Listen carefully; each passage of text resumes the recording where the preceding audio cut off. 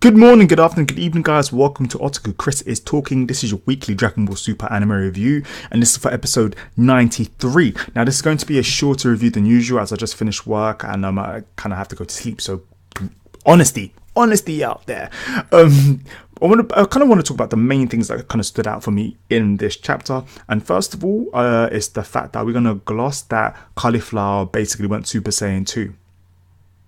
Yeah, she went Super Saiyan 2. Everyone's all super hyper about the whole KALE turning into female Bromley, into female Broly, which I thought was good. It seemed alright. I mean, the animation for KALE turning into the female Broly was great, and I mean, it was hype as fuck. But it was literally the same animation that we'd seen in the opening, kind of just shown properly. So it wasn't as hype as I thought it would be. And to be honest, I still prefer Cauliflower as a female Super Saiyan than KALE. Now, I mean, obviously, the whole point is of KALE's personality being so different to when she's all timid and shy and everything, compared to this new crazy beast Broly form. And I find it hilarious that KALE and Cauliflower and CABBA didn't even mention this. And also the fact that, like, what is it with KALE's hate for CABBA so much? I mean, a lot of YouTubers out there have been basically been saying, oh yes, KALE and Cauliflower have this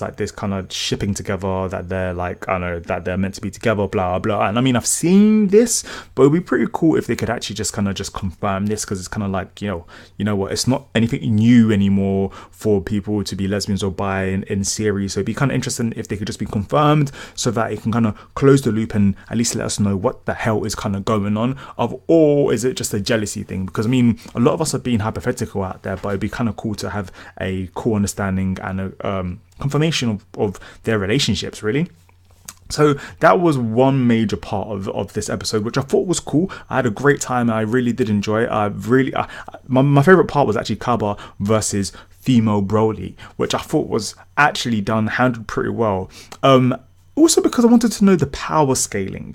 I wanted what do you guys think is the power scaling between KALE, CABBA, and Cauliflower? Now, I mean, obviously we had first, like, before any of them went Super Saiyan, it was just CABBA. It was CABBA, then Cauliflower, then KALE. But then the whole female Broly thing happened, and then it became bloody KALE, then it was then Cauliflower, then CABBA, and then now it's literally, alright, you know what?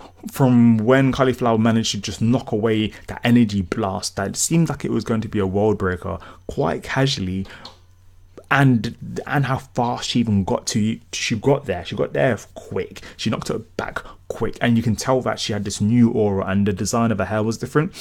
To the untrained eye, Cauliflower probably just kind of boost up a little bit more. But if you look at the details and the drawing, the design of her hair and everything, you can see, she fully went Super Saiyan 2, and I like that it was quite casually. Now, one thing in the anime community / the Dragon Ball community, which has been going around, is what the actual hell was this BS with Universe 6 Saiyans bloody feeling the tingliness in the middle of the back and then becoming Super Saiyans. Now, I'm not going to take credit for this, but what I did find a few other people talking about is they mentioned the sheer fact that maybe the Saiyans on that planet are strong enough to be Super Saiyan 3 and above. It's just that they've never known to unlock their modes, or that there were even modes to unlock. It's almost kind of like training when you go to the gym. I mean, I train quite a lot when I go to the gym, and over the past few months, I've understood more about training in the gym and my body and everything than I have in the past few years. So I've been able to make drastic changes in these past few months, way more than I could over the past few years, just because I understand the muscles more. So I was able to basically unlock parts and strengths that may have seemed kind of like not doable, but because I understood more about my body, I was able to do certain presses and all that kind of stuff more. So maybe that's the same kind of thing with the whole Saiyans from Planet Universe 6 and Universe 7, is the sheer fact that Universe 6 are probably strong enough. They just don't know what buttons to press to unlock it, especially if KABBA in his regular Saiyan form was the same length, was the same strength as base form Vegeta as well, which is kind of like, what the fuck, because Vegeta base form was meant to be as strong as Goku base form, and they're meant to be OP. So yeah, what are your thoughts on that? I mean, are you guys kind of accepting it now that they're able to do that, or not? So yeah, so that was one huge part of it, and I feel like that's one thing that most people are going to be talking about.